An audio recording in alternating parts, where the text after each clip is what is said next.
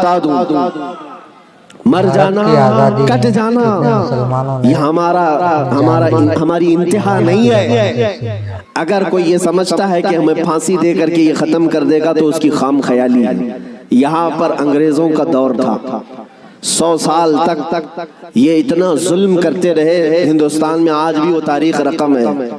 لیکن سب سے زیادہ انہوں نے اگر کسی پر ظلم کیا تو مسلمانوں پر ظلم کیا انگریزوں نے، اور ان کو بھی آپ میں بتاؤں آج پھر وہ دور ہمیں نظر آ رہا ہے ظلم کا، کسی ایک خاص کمیونٹی کو ٹارگٹ کرنا۔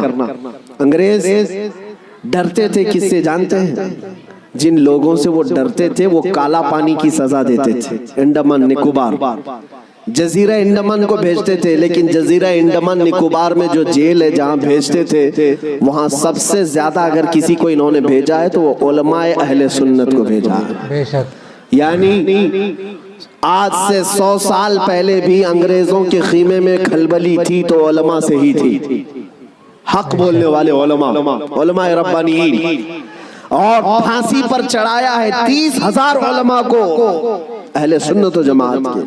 ایک بات میں آپ کو بتانا چاہتا ہوں، علامہ کفایت علی کافی رحمت اللہ علیہ مراد آباد شہر کے رہنے والے ایک عاشق رسول، ان سے انگریز اتنا ڈرتے تھے کیونکہ جانتے تھے کہ ان کی زبان سے نکلے ہوئے کلمات سے اچھے اچھوں کے دل بدل جاتے ہیں۔ ان کو پتا ہے عالم ربانی، عالم حقانی کی زبان کو وہ توپ سے زیادہ اہمیت دیتے ہیں۔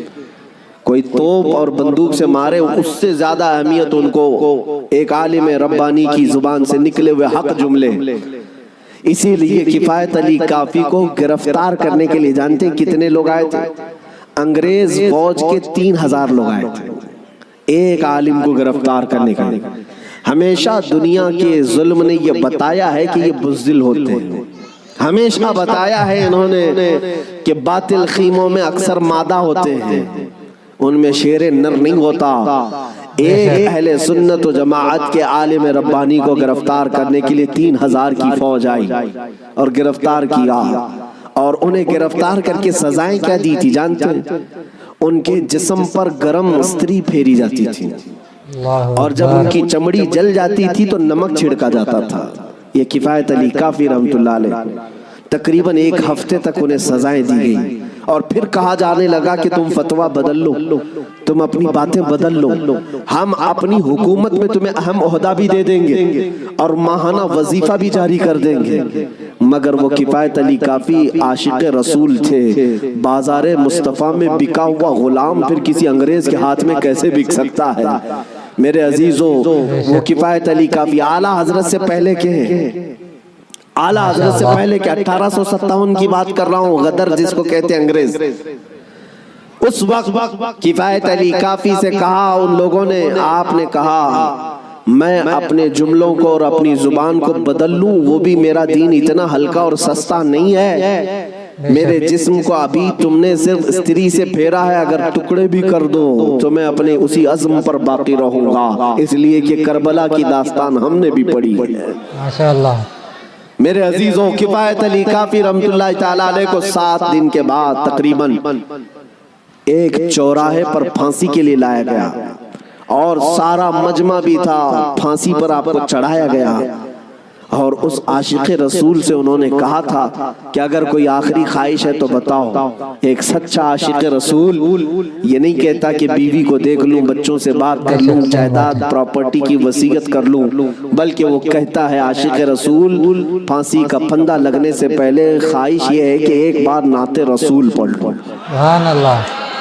اور پھر کہا گنگناتے ہوئے کوئی گل باقی رہے گا، نہ چمن رہ جائے گا، پر رسول اللہ کا دین حسن رہ جائے گا، اطلس و کم خواب کی پوشاک پہ نازا نہ ہو، اس تنے بے جان پر صرف خاکی کفن رہ جائے گا، سب فنا ہو جائیں گے کافی وہ لیکن حشر تک نام حضرت کا زبانوں پر چلن رہ جائے گا، سخن رہ جائے گا۔ میرے عزیزوں، یہ نعت پاک پڑھ کر کے آپ اللہ عز و جل کی بارگاہ میں اپنی قربانی کے لیے تیار ہوئے۔ انہوں نے پھانسی لگا بھی تھی، آپ شہید ہوئے۔ کفایت علی کافی رحمت اللہ تعالیٰ علیہ کو ابھی انڈیپینڈنس ڈے آنے والا ہے، آزادی کا دن منایا جائے گا، لیکن مسلمانوں کو یہ چاہیے کہ اپنے علماء کی قربانیوں کو تازہ کریں، اپنے بچوں کو بتائیں کہ اس ملک پر اور اس سرزمین پر ہمارا بھی خون ہے۔ ایک نہیں 30,000 علماء ایسے ہیں جن کو دلی سے لے کر کشمیر تک ہر درخت پر پھانسی دی گئی تھی۔ ہمارے علماء کی بڑی قربانیاں ہیں، صرف 2-4 لوگوں کی فوٹو لے کر کے تم نہ مت گھومو۔ ہاں اب سنو، کفایت علی کافی کیا یہ واقعہ کیوں بیان کر رہا ہوں؟ ہمیشہ ظالم یہ چاہتا ہے کہ مٹا کر کے ختم کر دے۔ کربلا سے یہ بات چلی آ رہی ہے، توجہ۔ کربلا میں ان بچوں کو قتل کرنے کا مطلب کیا تھا؟ ڈر تھا کہ کہیں کوئی چنگاری پھر شعلہ نہ بن جائے۔ ہمیشہ ظالم کو یہ خوف لگا رہتا ہے کوئی چنگاری شعلہ نہ بن جائے۔ کفایت علی کافی سے ڈر تھا، پھانسی دے دی گئی۔ 8 دن تک جشن منایا تھا، 8 دن تک، کیونکہ وہ عاشق رسول تھے، فنا فی الرسول تھے کفایت علی کافی، اور دنیا کو حضور کے عشق سے ہی ڈر لگتا ہے۔ جب پھانسی دی گئی تو 8 دن تک جشن منایا۔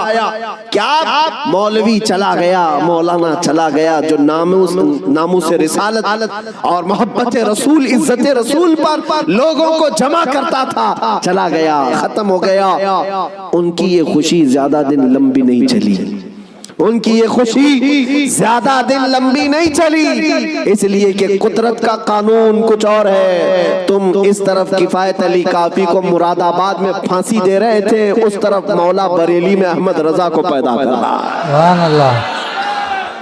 انگریزوں کی خوشی زیادہ دن نہ چل سکی، ایک کفایت علی کو تم نے عشق رسول کی بنیاد پر پھانسی دے دی، اور مولا نے پڑوس شہر میں بریلی میں ایک ایسا عاشق رسول پیدا کیا جس نے اپنے قلم سے 1-2 نہیں کروڑوں کے دلوں میں عشق رسول بٹھا دیا۔ پھر ہر جگہ سے آواز آنے لگی، ڈال دی قلب میں عظمت مصطفیٰ سیدی اعلیٰ حضرت پہ۔ ہاں یہ ہر بچہ آج بھی کہہ رہا ہے، ڈال دی قلب میں عظمت مصطفیٰ۔ تم اگر یہ سمجھتے ہو کہ پھانسی دے کر کے ختم کر دیا جائے گا، یہ علماء حق کو گرفتار کر کے اسلام پر پابندی لگا دی جائے گی، نہیں، سنو، ہمارا قانون کچھ اور ہی ہے۔ اسلام زندہ ہوتا ہے ہر کربلا کے بعد۔ یہ تو بچے کو یاد ہے، پھانسیاں، موت اور قتل اسلام کو روکتی نہیں ہے، بلکہ اسلام کی ہریالی میں ہمارا خون اور نفع دیتا ہے۔ اسلام زندہ ہوتا ہے ہر کربلا کے بعد۔ آپ کو دیکھوں، بتاؤں،